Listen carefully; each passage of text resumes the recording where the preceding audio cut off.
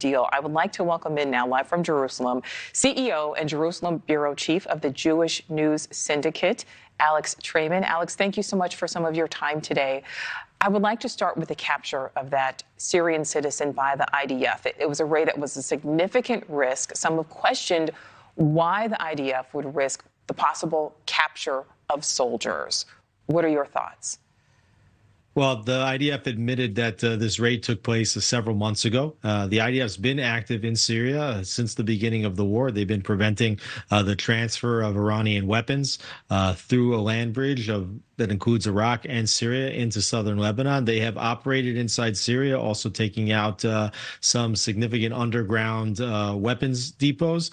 So this is just the latest of the daring operations that the IDF has put into place in Syria, in Lebanon, is attacked in Yemen, it's attacked in Iran itself. They've been active all across the Middle East trying to protect their interests. And Alex, what do you think the U.S. can do to try to free the American Iranian who is being held captive now in Iran?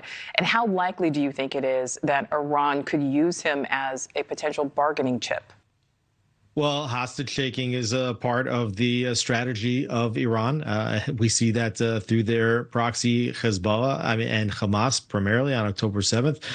They'll definitely try to use that as leverage. For what? We're not yet certain.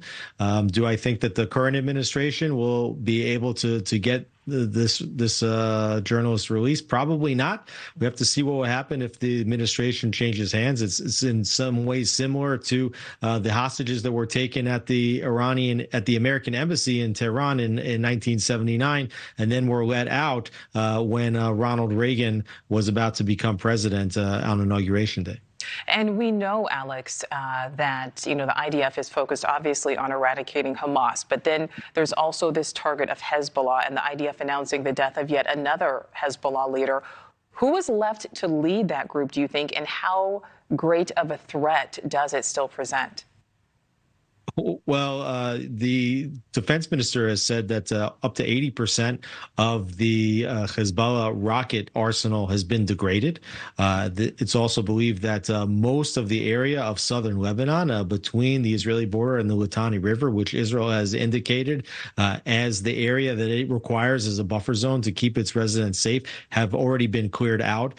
Israel, as you have mentioned, has taken out some of the top operatives of Hezbollah, including the number one, Hassan Nasrallah, the number two, Fuad Shukr, the replacement for Nasrallah, Hasham Saladi, and now Naim Qassem is the head of Hezbollah. But the defense minister of Israel, Yoav Gallant, saying that this is going to be a temporary appointment because it's clear that he is atop the IDF's target list moving forward. And Alex, it seems quite clear. I mean, we've seen, months, more than a year of fighting in Gaza, but that a peace deal before the election in 2 days is more than likely off the table.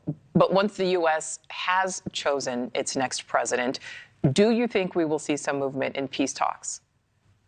Well, I think that if Harris becomes a president, there's going to be a lot of leverage put on Israel to reach a ceasefire deal.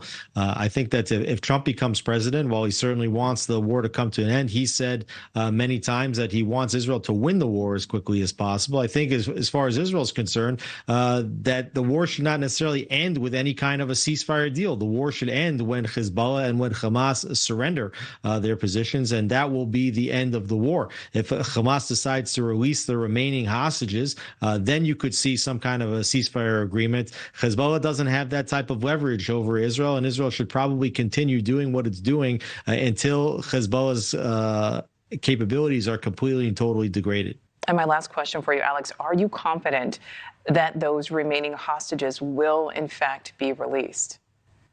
No, I don't think there's any reason to be confident. This is the only leverage that Hamas has.